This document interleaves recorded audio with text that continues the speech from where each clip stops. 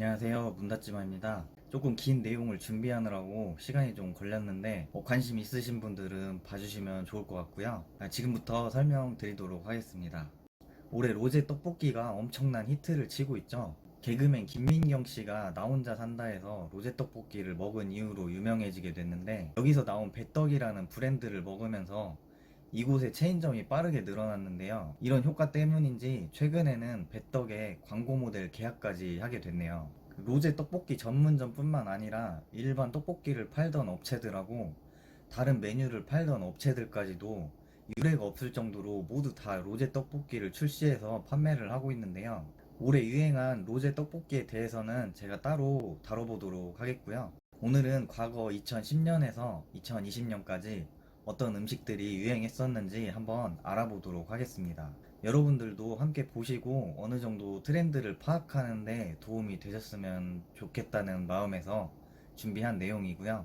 자, 그러면 2010년부터 볼까요? 2010년에는 웰빙 열풍이 불면서 건강하다고 인식되는 먹거리들이 인기를 끌었는데요. 대표적으로 오븐치킨과 수제버거가 유행을 했었어요. 오븐으로 구워낸 치킨 브랜드인 굽네치킨은 당시 인기가 한창이던 가수 소녀시대를 앞세운 마케팅으로 크게 성장을 했고, 수제버거 브랜드인 크라제 버거는 순수 국내 브랜드임에도 불구하고 웰빙 열풍에 힘입어서 100여 개까지 매장이 늘어나다가 경영 악화로 결국 파산을 하게 되었습니다. 2011년에는 다이어트 음료라고 소문나면서 버블티가 크게 유행을 했는데요.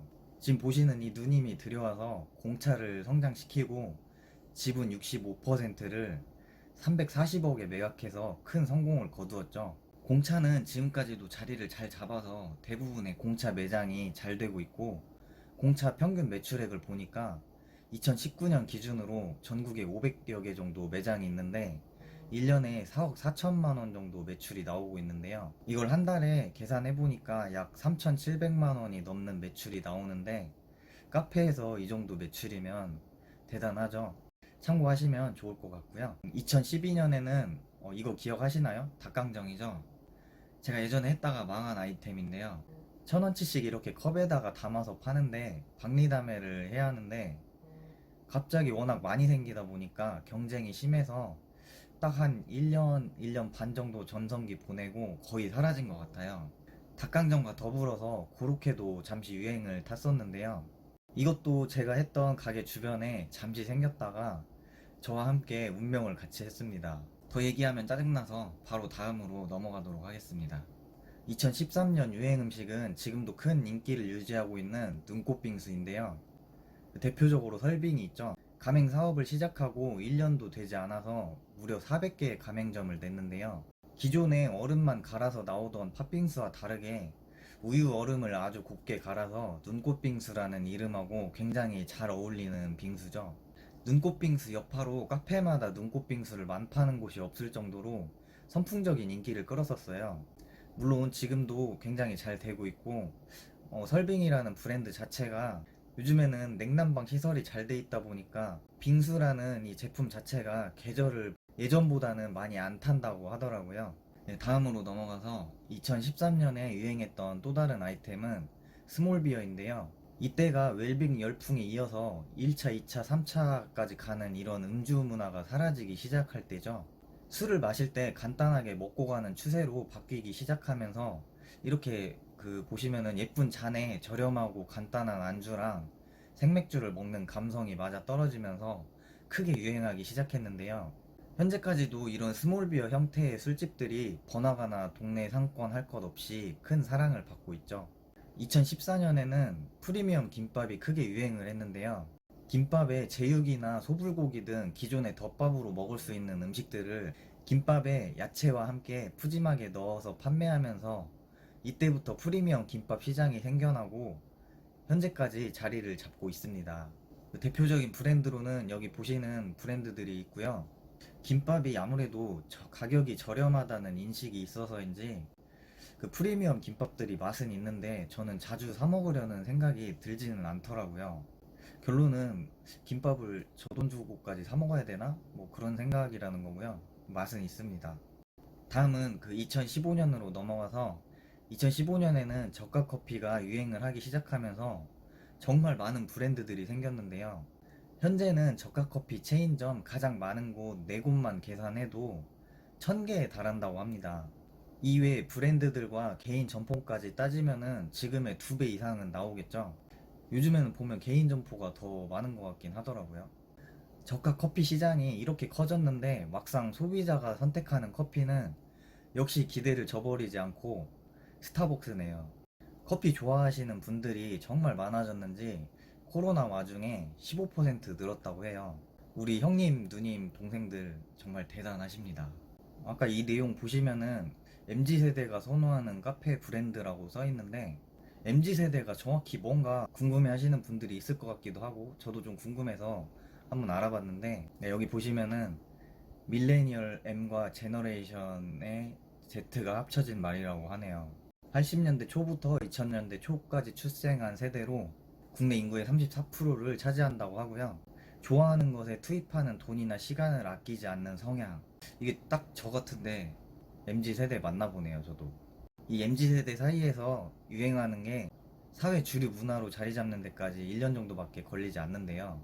생산과 소비 능력이 가장 좋은 세대, 그리고 모든 서비스와 재화의 주요 이용 주체라고 하는데 뭐 이 정도 나이 때 태어난 사람들이 당연히 구매력이 좋고 좋아하고 하고 싶은 거에 쓰려는 성향이 강하다 보니까 뭐 이건 당연한 얘기 같아요. 그리고 다시 카페로 넘어가서 이거는 전국에 카페가 몇 개 정도 있는지 보여주는 내용이니까 필요하신 분들은 잠시 일시정지 하셨다가 확인하시기 바랍니다. 제가 유행 음식을 말씀을 드리고 있는데 이 카페가 한창 유행할 당시에 이거 보시면은 대부분 다 아실 것 같은데 이 보틀이 굉장히 유행을 했었어요. 유행 음식과는 좀 동떨어진 얘기인데 이 보틀이 무슨 젖병에 쓰이는 소재로 만들었다고 해가지고 그렇게 사람들이 많이들 찾더라고요. 그때 한참 유행해가지고 저도 관심 있게 보기는 했었는데 이 마이 보틀이라고 써진 거 많이들 들고 다니시는 거 저도 봤었거든요.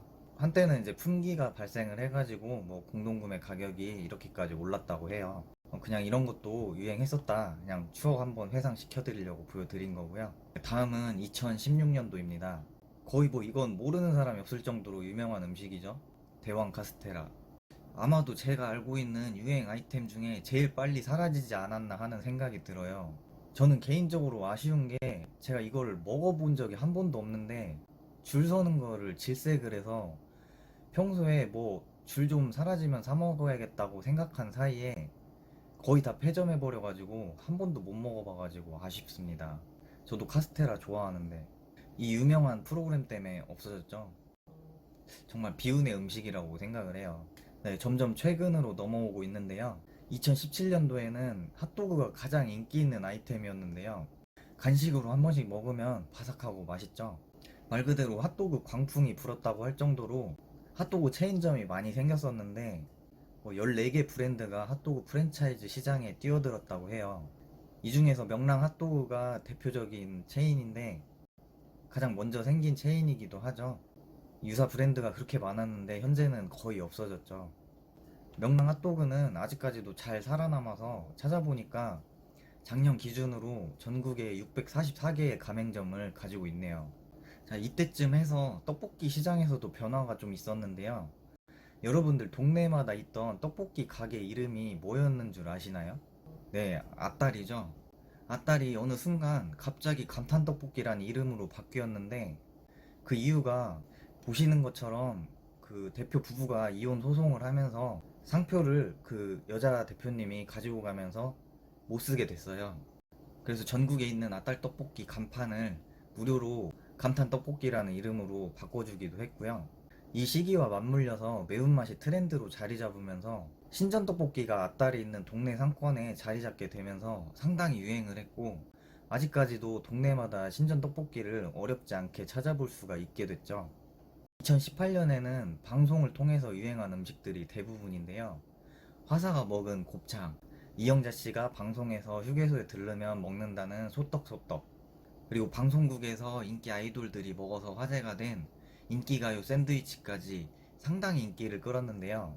여기에 이른바 아까 MZ세대라고 불리는 그 세대가 추억을 찾는 레트로 감성이 인기를 끌면서 냉동 삼겹살 전문점이 유행하면서 지금까지도 냉삼 파는 곳을 어렵지 않게 찾아볼 수가 있게 되었어요. 삼겹살도 삼겹살인데 여러분 중에 혹시 이거 기억하시는 분 계신가요? 돼지박사라고 있는데 저는 냉삼이 유행하는 거 보면서 자꾸 이게 생각이 나더라고요. 고기 다 먹고 밥 볶아 먹는 게 그렇게 맛있는데 아시는 분들이 많으시겠죠? 갑자기 보니까 저것도 먹고 싶네요. 네, 다음은 2019년으로 넘어가 보도록 하겠습니다. 2019년이면 엊그제 같은데 벌써 2년 전이네요. 시간 참 빠르게 가는 것 같네요. 2019년에 가장 유행한 음식은 우리 대학생분들이 가장 좋아하는 마라탕이죠. 대학생들로부터 입소문이 나면서 수많은 체인점이 대학가를 중심으로 생겨났는데요. 최근에는 학교 주변뿐만 아니라 번화가나 주택가 주변으로도 생겨나면서 더욱 시장이 커져가고 있어요. 마라탕이 유행하면서 덩달아 중국 당면이라고도 불리는 이 납작한 당면도 인기가 많아지면서 아예 대기업에서도 이제는 이렇게 중국 당면이 나오더라고요. 수요가 정말 많기는 많은가 봅니다. 또 2019년에 유행했던 브랜드 살펴보면은 대만 샌드위치가 유행을 많이 했죠. 유행 음식들 대부분이 요새는 중국이나 대만 뭐 이런 중화권에서 많이 넘어오는 것 같아요. 우리가 먹어보지 않은 색다른 음식이 많아서인지 사람들이 많이 선호를 하는 것 같습니다. 최근 들어서 이 트렌드를 살펴보면 유행하는 대부분의 음식이 맵고 자극적인 음식을 선호하는 추세가 대세가 되어가고 있는 것 같은데요. 심지어 맵찔이인 저도 최근에는 매운 음식을 간간히 찾게 될 정도로 그만큼 찾는 사람들이 많아진 것 같아요. 그리고 2020년에는 SNS 이용자가 대중화되면서 개성 있는 개인 카페들이 굉장히 많이 생겼어요. 아마 체인점 카페보다 개인 카페가 훨씬 많아졌다 싶을 정도로 개인 카페가 많이 생겨난 것 같은데요.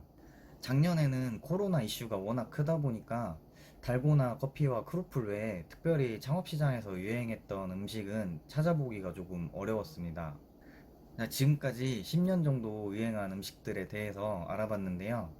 사람들이 집에 있는 시간이 자꾸 늘어나면서 외식업이 많이 침체되어 있는 상황이죠. 요즘 장사하는 사장님들 어느 때보다 힘드신 걸 저도 잘 알고 있습니다. 제가 오늘 말씀드린 부분 참고하셔서 아이템을 연구하는데 어느 정도 도움이 되셨으면 좋겠고요. 그리고 혹시 제가 오늘 소개한 유행 음식 중에 놓친 음식이 있다면 댓글 남겨주시면 다른 분들에게도 도움이 많이 될 것 같습니다. 저는 다음에 또 뵙도록 하겠습니다.